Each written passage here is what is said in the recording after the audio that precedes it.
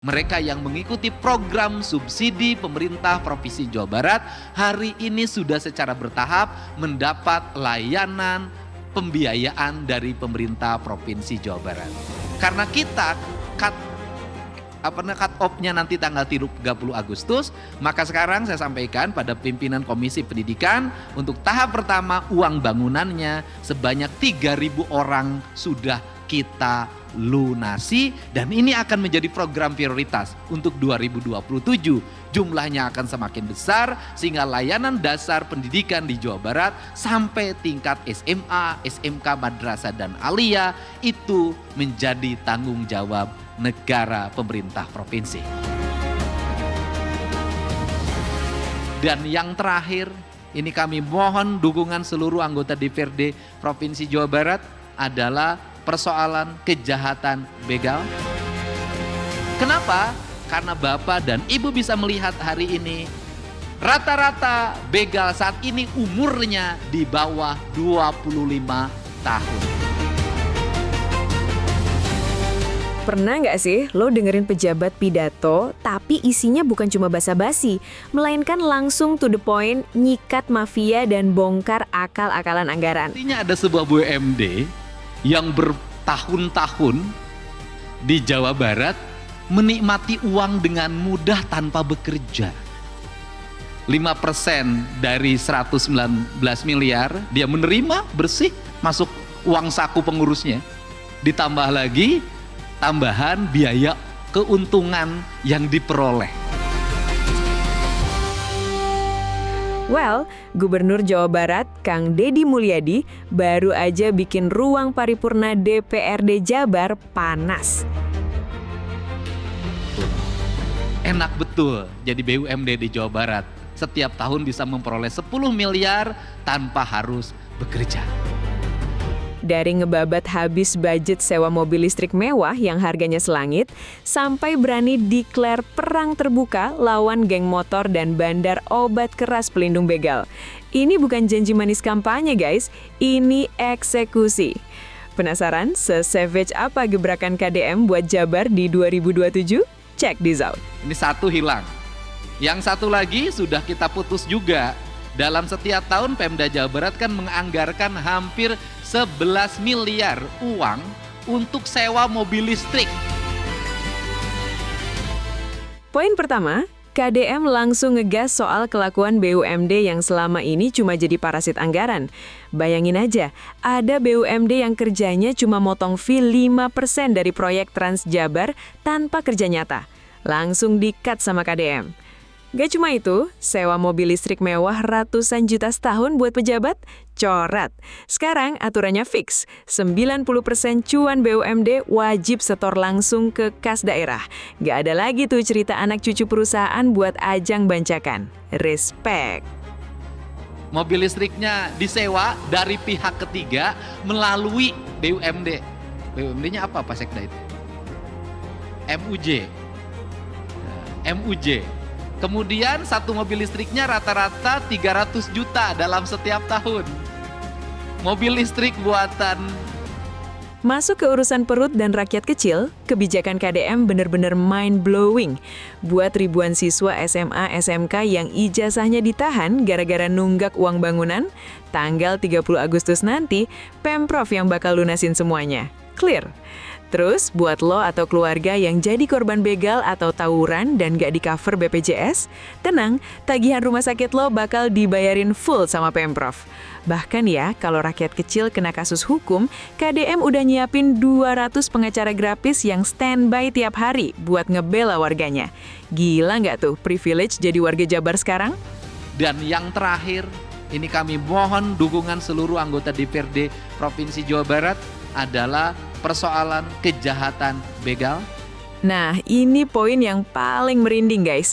KDM declare zero tolerance buat begal dan geng motor yang mayoritas isinya bocil di bawah 25 tahun. Pemicu utama mereka jadi sadis apa? Obat keras ilegal kayak tramadol. Di sini KDM berani nantang backingan para mafia obat ini. Dia sampai spill kejadian ngeri di Karawang, di mana rumah seorang anggota polisi diserang abis-abisan sama sindikat, gara-gara polisi itu berani ngerazia obat laknat ini. KDM minta semua pihak rapatkan barisan, sikat habis mafia perusak otak anak muda. No mercy. Dan begal itu salah satu penyebabnya adalah menurut saya beredarnya obat tramadol. Dan tramadol ini yang sangat beredar masif di seluruh daerah di Jawa Barat. Dan yang paling menarik adalah beda dengan begal, kalau yang nangkap begal berani ketemu gubernur untuk mendapat hadiah. Tapi yang ngambil tramadol, yang menunjukkan tempat tramadol, tidak ada satupun yang berani speak up terhadap gubernur. Kenapa? Selalu di belakangnya adalah ancaman keselamatannya. Dan tahu nggak sih lo, semua program gila ini dari jalan mulus, pendidikan gratis, sampai pengacara gratis dibiayain dari duit receh kita semua. Yes, dari pajak motor yang rajin lo bayar tiap tahun. Salut banget buat wajib pajak Jabar dan ketegasan Kang Deddy yang pasang badan buat warganya. Nah, buat lo yang pengen dengerin langsung vibes ketegasan dan jokes sarkas Kang Deddy di paripurna ini, jangan di-skip. Mari kita simak pidato selengkapnya dari Kang Deddy Mulyadi berikut ini. Yang pertama tadi perlu saya jelaskan, tadi awal saya minta ruangan untuk melakukan pendandatanganan kerjasama pengelolaan Trans Jabar yang meliputi Kota Bandung, Kota Cimahi, Kabupaten Bandung, dan Kabupaten Sumedang serta Kabupaten Bandung Barat. Perlu saya jelaskan, ada perubahan mendasar dari pengerjaan Trans Jabar tadi. Sebelumnya, Trans Jabar itu dikelola oleh BUMD. Nama BUMD-nya adalah Jasa Sarana. Di Jasa Sarana ini, dari angka 119 miliar, pemerintah daerah harus menyerahkan 5% buat jasa sarana. Setelah itu, ketika ada keuntungan dari pengelolaan itu, kita juga harus bayar operasional pada jasa sarana. Artinya ada sebuah BUMD yang bertahun-tahun di Jawa Barat menikmati uang dengan mudah tanpa bekerja. 5% dari 119 miliar dia menerima bersih masuk uang saku pengurusnya, ditambah lagi tambahan biaya keuntungan yang diperoleh. Saya melihat bahwa ini sesuatu yang bodoh yang dilakukan secara terus-menerus. Sehingga mekanismenya diganti langsung saja antara Dinas Perhubungan dengan Damri dan dengan Bluebird. Tidak lagi harus melalui BUMD, pemerintah bayar, kemudian Pemkot dan Pemkab bayar tanpa harus memberikan fee dan biaya operasional. Artinya dari kontrak ini pemerintah Provinsi Jawa Barat kurang lebih adalah yang bisa masuk menjadi anggaran yang bisa digunakan untuk pembangunan kurang lebih 10 miliar dalam setiap tahun. Enak betul jadi BUMD di Jawa Barat. Setiap tahun bisa memperoleh 10 miliar tanpa harus bekerja. Dan tanpa harus melalui pemilu. Ya tepuk tangan ya, kita ini anggota DPRD harus pemilu dulu. Ini tidak usah pemilu dulu. Cukup jadi komisaris, jadi direktur, dapat uang saku, sah mengikat tanpa pernah dicurigai oleh siapapun. Nah ini satu hilang. Yang satu lagi sudah kita putus juga. Dalam setiap tahun Pemda Jawa Barat kan menganggarkan hampir 11 miliar uang untuk sewa mobil listrik. Mobil listriknya disewa dari pihak ketiga melalui BUMD. BUMD-nya apa Pak Sekda itu? MUJ. Nah, MUJ. Kemudian satu mobil listriknya rata-rata 300 juta dalam setiap tahun. Mobil listrik buatan pabrik di Subang sekarang 600 juta sudah mewah. Nah kemarin kita sudah potong tidak boleh lagi. Ini adalah titik-titik kecil yang saya coba untuk dikuliti. Kemudian di sisi lain juga pemerintah Provinsi Jawa Barat, mudah-mudahan Pergubnya sudah selesai hari ini, mengeluarkan Pergub bahwa seluruh BUMD dari pendapatannya harus langsung disetor ke kas daerah sebesar 90%. Tidak boleh lagi diparkir. Nah kemarin itu beberapa tahun yang lalu itu pendapatan BUMD itu disimpan di BUMD dulu. Setelah itu mereka bikin anak perusahaan. Setelah anak perusahaan bikin cucu perusahaan. Setelah bikin cucu perusahaan bikin cicit perusahaan. Kalau itu belum cukup juga mereka bekerja sama dengan pihak swasta lain. Di perusahaan-perusahaan di Jakarta. Ujungnya seluruh investasinya tidak ada yang uangnya kembali. Dan bahkan ada yang rugi jadi hutang BUMD. Nah seluruh kegiatan itu hari ini kami hentikan, setiap pendapatan langsung distor ke kas daerah sebesar 90%. Jadi tidak lagi ada kegiatan-kegiatan yang bersifat investasi tanpa perhitungan, tidak lagi harus membuat anak perusahaan, cucu perusahaan dan cicit perusahaan. Nah dari seluruh rangkaian ini memiliki relevansi dengan KUA PPAS yang kita sepakati bersama. Kita paham bahwa penyusunan KUA PPAS 2027 kita berada pada titik yang sangat diperlukan kecermatan dalam melakukan penghitungan, kecermatan dalam melakukan penganggaran, kecepatan dalam melakukan belanja, serta kemampuan kita keuletan dalam meraih mengumpulkan dana pendapatan daerah. Kita paham bahwa saat ini seluruh rangkaian kegiatan yang menjadi hak pemerintah Provinsi Jawa Barat dalam bentuk BBH tidak bisa diperhitungkan secara tepat dalam setiap tahun mengingat terjadi perubahan-perubahan kebijakan yang memiliki implikasi terhadap pendapatan daerah Provinsi Jawa Barat. Untuk itu ada satu lagi yang tahun depan itu mungkin akan berkurang, mudah-mudahan sampai 0, yaitu biaya operasional Kertajati sebesar 60 miliar seiring dengan alih fungsi pengelolaan Kertajati dikelola oleh Kemenhan, oleh pemerintah pusat, maka kita tidak perlu lagi mengeluarkan biaya operasional. Aspek negosiasi yang dilakukan dari proses pengalihan pengelolaan Kertajati sedang kami lakukan dan tidak bisa disampaikan dalam sebuah forum terbuka. Nah, untuk itu ini adalah harapan yang akan dilakukan oleh kita ke depan. Dari seluruh rangkaian ini, maka fokus kita satu, kita harus menyelesaikan apa yang menjadi kewajiban pemerintah Provinsi Jawa Barat, yaitu kewajiban menyelesaikan seluruh belanja yang wajib dan mengikat. Saya sampaikan bahwa belanja yang wajib dan mengikat untuk Provinsi Jawa Barat dalam kategori aman. Kita paham di beberapa daerah, daerahnya itu banyak sekali yang hari ini tidak lagi punya kemampuan untuk membelanjakan belanja yang bersifat wajib dan mengikat. Tetapi di sisi lain ada juga saya mendapat informasi daerah yang tidak bisa membelanjakan belanja wajib dan mengikat, tapi silpaknya katanya masih ada. Ini kan kadang-kadang itu terjadi. Nah, tapi itu urusan mereka. Tetapi untuk pemerintah Provinsi Jawa Barat, kita mengatakan bahwa seluruh kewajiban pemerintah provinsi terhadap belanja yang bersifat wajib dan mengikat, kita bisa membiayainya.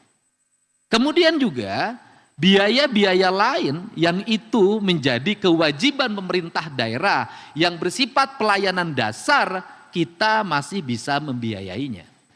Kemudian juga belanja terhadap institusi yang menjadi daerah bawahan Provinsi Jawa Barat dari mulai tingkat kabupaten dan tingkat desa, kita masih bisa membiayainya. Cuman yang menjadi persoalan adalah proses pengelolaan dan caranya yang dirubah, yang biasanya caranya kita serahkan dalam bantuan keuangan, hari ini kita rubah, kita menyerahkan dalam bantuan barang. Artinya keuangannya dikelola oleh kita, setelah menjadi barang baru diserahkan pada pemerintah kabupaten maupun pemerintah desa. Seluruh rangkaian itu adalah bagian dari upaya kita menekan biaya pemerintah agar efisien. Seluruh efisien ini ditujukan untuk apa? Ditujukan untuk pemerintah Provinsi Jawa Barat ingin menyelesaikan berbagai apa yang menjadi kebutuhan dasar masyarakat Jawa Barat. Kebutuhan dasar yang pertama adalah kebutuhan dasar layanan kesehatan. Di kebutuhan dasar layanan kesehatan hari ini saya tegaskan, banyak sekali kabupaten-kabupaten yang sudah tidak mampu lagi mengikuti UHC. Tetapi saya menyampaikan pada para bupati dan wali kota, apabila sudah tidak mampu lagi menyelesaikan UHC, membayar iuran UHC, maka layanan bagi rakyat tidak boleh berhenti. Tidak boleh berhentinya dengan cara apa?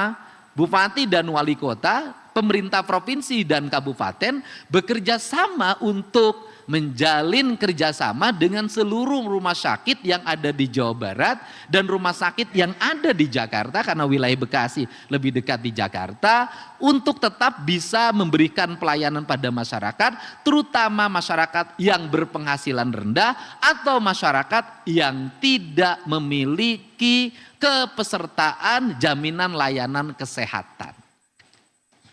Pembayarannya melalui apa? Melalui pola bantuan pembayaran pemerintah bersifat bantuan sosial sesuai dengan layanan yang diberikan pada rumah sakit kepada masyarakat secara langsung. Artinya UHC-nya tidak terbayar, tetapi masyarakat yang memerlukan layanan yang itu kategorinya masyarakat tidak mampu tetapi tidak masuk dalam desil tetap bisa dilayani. Dan berdasarkan perhitungan, dalam pandangan saya ini jauh lebih murah dibanding dengan UHC itu sendiri. Dan kita bisa lihat, hampir di seluruh daerah hari ini seluruh pembiayaannya bisa ditangani. Yang kedua, pemerintah provinsi masih bisa membiayai klaim-klaim yang tidak bisa dibayarkan oleh BPJS. Seperti apa? Korban kekerasan, korban pembegalan, korban perkelahian, korban tawuran yang itu tidak bisa diklaim. Kemudian hari ini hampir seluruhnya masih bisa dibayar dengan biaya dari pemerintah Provinsi Jawa Barat, kabupaten dan kota dalam berbagai kasus.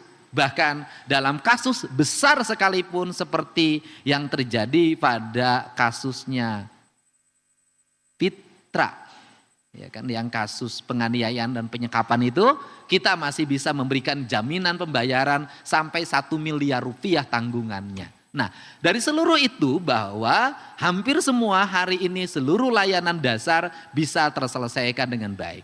Yang kedua, yang akan menjadi fokus kita ke depan adalah layanan pendidikan. Layanan pendidikan yang menyangkut kewajiban pemerintah provinsi. Kewajiban pemerintah provinsi adalah kewajiban pada pendidikan menengah atas, SMA, SMK, bahkan sebagian yang dikelola Kementerian Agama adalah madrasah aliyah. Kita tetap hari ini menyampaikan bahwa di 2027 kita juga ingin menyelesaikan itu, di mana pemerintah Provinsi Jawa Barat bukan hanya punya kebijakan untuk sekolah negeri, sekolah swasta pun mereka yang mengikuti program subsidi pemerintah Provinsi Jawa Barat hari ini sudah secara bertahap mendapat layanan pembiayaan dari pemerintah Provinsi Jawa Barat. Karena kita cut off-nya nanti tanggal 30 Agustus, maka sekarang saya sampaikan pada pimpinan Komisi Pendidikan untuk tahap pertama uang bangunannya sebanyak 3.000 orang sudah kita lunasi, dan ini akan menjadi program prioritas untuk 2027. Jumlahnya akan semakin besar sehingga layanan dasar pendidikan di Jawa Barat sampai tingkat SMA, SMK, madrasah dan aliyah itu menjadi tanggung jawab negara, pemerintah provinsi.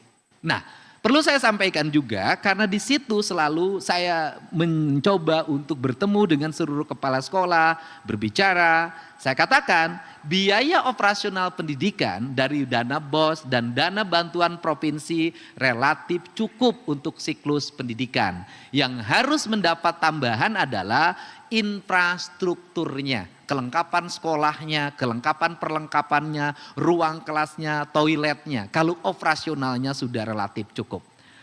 Kemudian yang berikutnya di 2027 kita juga akan menyelesaikan apa yang menjadi kebutuhan dasar, yaitu masih adanya kurang lebih 80.000 rakyat Jawa Barat tidak punya jaringan listrik, dan mudah-mudahan nanti di KUA PPAS dan nanti di penyampaian RAPBD 2027 ini segera terakomodir sehingga kalimat Jabar Caang selesai di 2027. Kemudian yang berikutnya adalah integrasi infrastruktur, yaitu infrastruktur jalan nasional yang menjadi kewajiban nasional. Kita paham bahwa hari ini justru jalan nasional yang mengalami penurunan kualitas karena menurunnya alokasi pembiayaan. Sehingga saya sampaikan ada beberapa ruas jalan nasional yang hari ini akan dikerjakan oleh pemerintah provinsi. Karena itu sudah menyangkut aspek yang bersifat layanan dan keselamatan. Ini. Terus kemudian yang kedua, kalau jalan provinsi saya pastikan di 2027 sudah 100% dalam keadaan mantap dan kita harus mulai menyelesaikan pada ekspansi infrastruktur.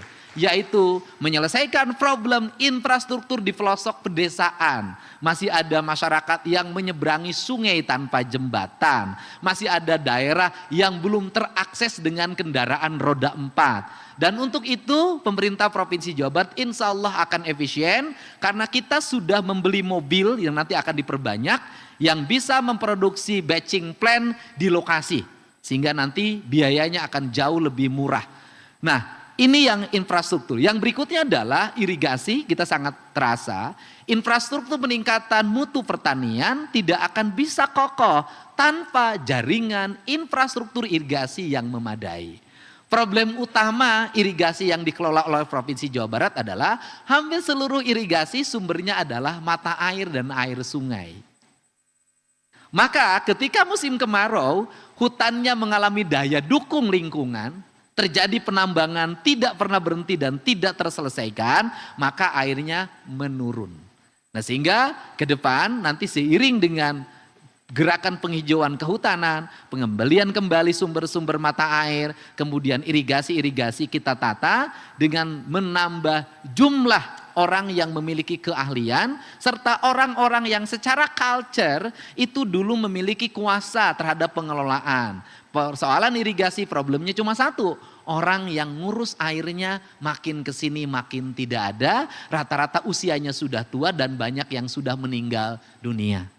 Yang suka jalan kaki ke mata air melewati hutan itu makin kesini makin tidak ada. Sedangkan yang butuh air makin banyak, pengelolanya semakin tidak ada, maka kebijakannya adalah kalau dulu pengelola seperti ini dibayar oleh masyarakat, dengan pola diberi hasil panen, maka ke depan saya lebih memilih agar mereka menjadi tenaga kontrak pemerintah provinsi, agar mereka memiliki penghasilan yang cukup dan mampu menjaga debit air dan aliran air. Ini yang menjadi aspek-aspek dasar layanan pemerintah terhadap masyarakat. Sehingga saya mengucapkan terima kasih dengan disahkannya kesepakatan KUA PPAS ini menjadi satu jalan bagi kita untuk melakukan percepatan pengelolaan pembangunan 2027 dan saya mengucapkan terima kasih pada seluruh anggota DPRD Provinsi Jawa Barat yang telah bekerja sama bahu-membahu menyelesaikan apa yang menjadi asasi kewajiban kita dalam upaya melakukan percepatan terhadap layanan masyarakat. Dan yang terakhir, Ini yang menjadi perhatian Provinsi Jawa Barat saat ini. Hal yang sering kita tangani adalah satu, banyaknya tenaga kerja Indonesia yang pergi ke luar negeri dengan ilegal, bermasalah, akhirnya harus kembali. Hari ini sudah kembali lagi warga Karawang yang tinggal di Libya. Itu yang pertama. Yang kedua juga nanti mohon perhatian kepada yang mengelola KUHP, yang mengelola pelindungan ibu dan anak dan dinas sosial. Sekarang itu semakin banyak anak-anak yang mengalami problem psikologi, pelecehan yang terjadi anak-anak di bawah umur. Baik yang dilakukan oleh ayahnya, ayah tirinya, pamannya, saudaranya, tetangganya. Dan mereka perlu pelindungan, perawatan dengan waktu yang cukup lama. Itu yang kedua. Yang ketiga, kita juga masih terus menangani. Ini kasus harus mendapat perhatian. Banyaknya warga Jabar yang menjadi pelayan hiburan malam di luar Provinsi Jawa Barat. Yang kemudian bermasalah secara hukum dan jumlahnya relatif banyak. Dan ini juga perlu kesungguhan kita menyelesaikan. Karena apa? Tidak mudah untuk mengembalikan mereka ke rumah. Sudah dibiayai, sudah dibekali, tetap sudah ke rumah, pergi lagi, bermasalah lagi, Pemprov lagi yang harus bertanggung jawab. Nah, seluruh rangkaian-rangkaian ini harus mendapat perhatian. Yang berikutnya adalah ratusan kasus ditangani oleh pemerintah Provinsi Jawa Barat dalam setiap hari melalui jaringan pengacara sebanyak 200 orang pengacara. Dari mulai kasus tanah, kasus pidana, kasus perdata, penggusuran, penganiayaan, sampai urusan rumah tangga. Ini juga hal yang terus dalam setiap waktu mendapat sorotan kita penyelesaian. Dan yang terakhir, ini kami mohon dukungan seluruh anggota DPRD Provinsi Jawa Barat adalah persoalan kejahatan begal. Perang psikologi yang saya lakukan adalah kita tidak boleh takut.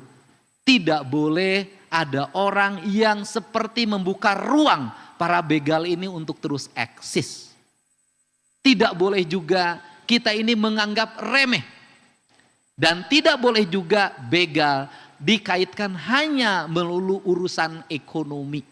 Kenapa? Karena Bapak dan Ibu bisa melihat hari ini rata-rata begal saat ini umurnya di bawah 25 tahun. Secara umum banyak yang belum memiliki tanggungan keluarga, masih sangat muda. Itu yang pertama. Yang kedua, tidak juga pelakunya adalah warga Jabar. Banyak warga yang KTP-nya di luar Jabar. Kemudian yang ketiga, kita juga harus membiayai korbannya. Dan korbannya adalah kebanyakan masyarakat menengah ke bawah. Mereka sudah miskin, dibegal. Ini yang menjadi problem kita. Dan begal itu salah satu penyebabnya adalah menurut saya beredarnya obat tramadol. Dan tramadol ini yang sangat beredar masif di seluruh daerah di Jawa Barat. Dan yang paling menarik adalah beda dengan begal, kalau yang nangkap begal berani ketemu gubernur untuk mendapat hadiah.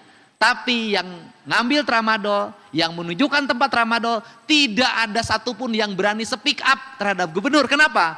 Selalu di belakangnya adalah ancaman keselamatannya. Di tayangan media sosial, mudah-mudahan saya tidak salah, itu kemarin ada rumah anggota Polres Karawang, tinggal di rumah kontrakan.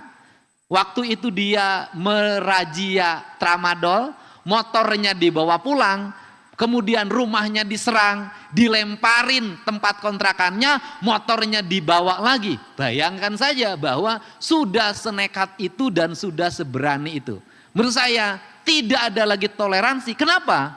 Ini menyangkut masa depan warga Jabar. Kalau anak-anak muda mengkonsumsi ini dalam setiap waktu, dipastikan tawuran tidak akan berhenti.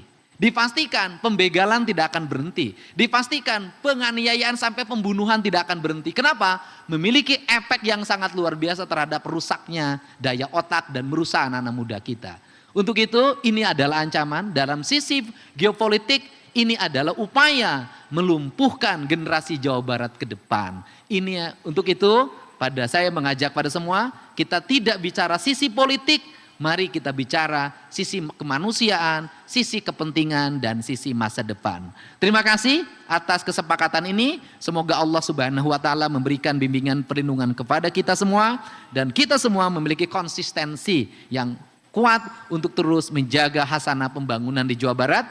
Dan saya pada forum ini menyampaikan ucapan terima kasih pada seluruh warga Jabar yang dalam setiap hari membayar pajak kendaraan bermotor tidak mengalami penurunan, stabil rata-ratanya 23 sampai 26 miliar dalam setiap hari. Di tengah orang lain mengalami penurunan karena adanya mobil listrik, tetapi di Jawa Barat setiap hari mengalami peningkatan pendapatan. Hal itu kami pahami berhubungan erat dengan semakin baiknya infrastruktur yang dirasakan oleh masyarakat. Saya ucapkan terima kasih. Wallahu muwaffiq ila aqwamit thoriq. Assalamualaikum warahmatullahi wabarakatuh. Sampurasun.